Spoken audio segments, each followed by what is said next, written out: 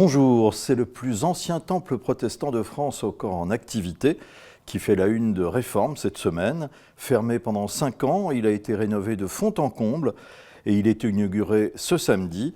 Nous vous emmenons donc à Montbéliard, à la découverte de l'histoire du temple Saint-Martin, construit en 1607. Nous vous présentons en photo les travaux de restauration gigantesques entrepris et nous interrogeons le pasteur sur les projets d'avenir de cette paroisse luthérienne. Autre sujet dans Réforme, la question des discriminations contre les musulmans en France. Entre visibilité religieuse accrue, idéologie et enjeux sécuritaires, différents spécialistes se penchent sur la question de l'islamophobie aujourd'hui. Et puis enfin, nous vous invitons à redécouvrir André Chanson, un nom qui ne dit peut-être plus grand-chose aux générations d'aujourd'hui. Pourtant, c'était un très grand écrivain, un protestant et une grande figure humaniste du XXe siècle. On le redécouvre aujourd'hui parce que le Carré d'Art de Nîmes lui consacre une grande exposition, et puis parce que ses grands livres reparaissent, comme Le Puits des Miracles, sur un village pendant l'occupation, qui est paru juste après la guerre, ou le premier livre d'André Chanson, Roux le bandit, qui sort en BD. Voilà, tous ces sujets sont à retrouver cette semaine dans Réforme, par abonnement, sur réforme.net ou sur l'appli Réforme. Bonne semaine. Bonjour, Algérie, Cameroun, Angola. Comment le pape Léon XIV se révèle-t-il à travers ses voyages et quel message apporte-t-il à chacune des populations rencontrées? Le journaliste Frédéric Pons, fin connaisseur de la problématique algérienne, estime que le pape apporte des paroles prophétiques à même de générer un réveil spirituel sur la terre de Saint-Augustin. Quant à l'Afrique, dans son éditorial, Gérard Leclerc rappelle la phrase de Benoît XVI évoquant cette partie du monde comme un poumon spirituel. Il souligne la fraîcheur spirituelle des pays africains alors que les Européens sont soumis à un dessèchement intérieur dû au rationalisme et au laïcisme. Dans France catholique également cette semaine, le petit France catholique qui propose aux enfants de découvrir Saint-Pierre Chanel, fêté le 28 avril.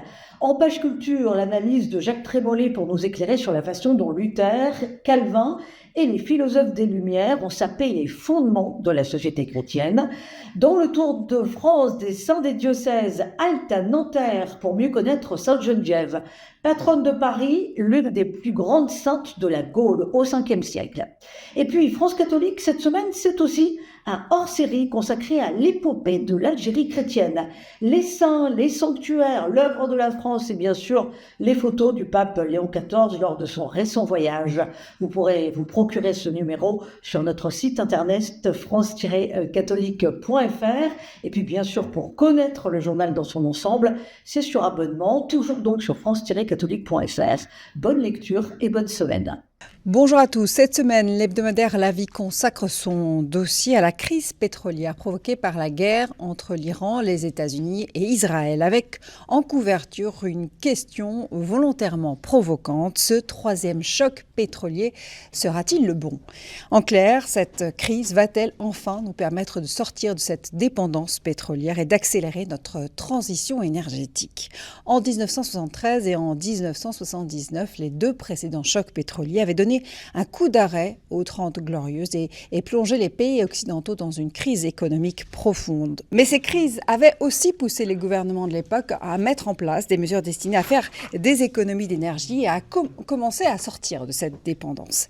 Et même si ces efforts n'ont pas suffi, même s'ils se sont étiolés une fois la récession terminée, ces épisodes ont montré que ces crises pétrolières pouvaient aussi être des occasions, des opportunités de changement servant à la fois l'environnement et notre souveraineté. C'est ce que nous disent les experts que nous avons interrogés dans ce dossier. Consommer mieux, consommer moins, consommer autrement, c'est à chacun de nous d'opérer dans la mesure de nos moyens et avec l'aide de l'État, cette conversion écologique. À découvrir également cette semaine un reportage sur le site de l'ancienne centrale nucléaire de Tchernobyl. Dans la zone d'exclusion à l'absence de l'homme, des scientifiques ont observé le retour de la faune et de la flore, un écosystème étonnant, menacé aujourd'hui par la guerre. Un numéro qui est à retrouver en kiosque sur notre site internet et notre application mobile. Et surtout, n'oubliez pas de vous abonner à notre chaîne YouTube pour ne rien manquer de ce qui fait l'actualité, notamment religieuse. Bonne semaine à tous.